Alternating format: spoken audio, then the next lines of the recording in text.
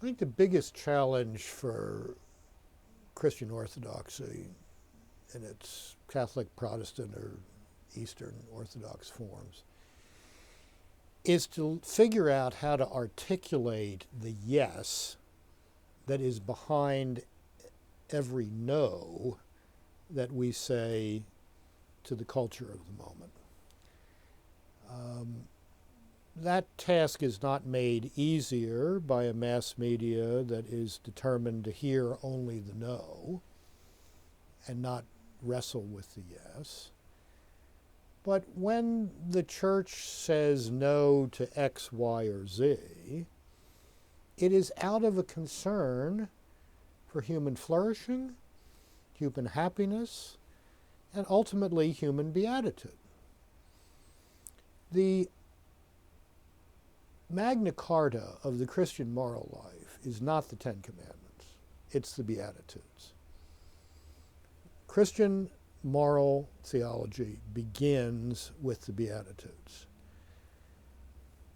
The Mosaic Law, the law of Christ, the law articulated in the New Testament by St. Paul, these are guardrails along the road to beatitude. And while the church has made enormous messes of things over 2,000 years, the church also has an awful lot of experience in what makes for human happiness, flourishing, and beatitude.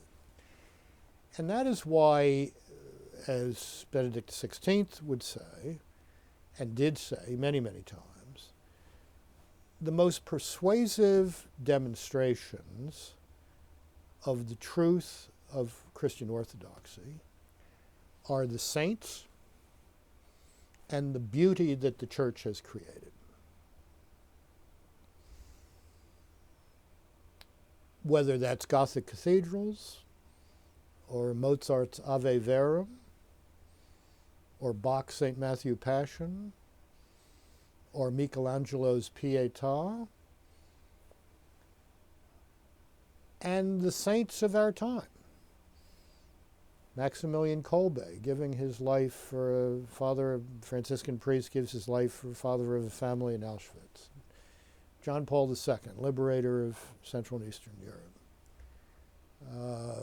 Damien de Voister, missionary to lepers on the island of Molokai in Hawaii.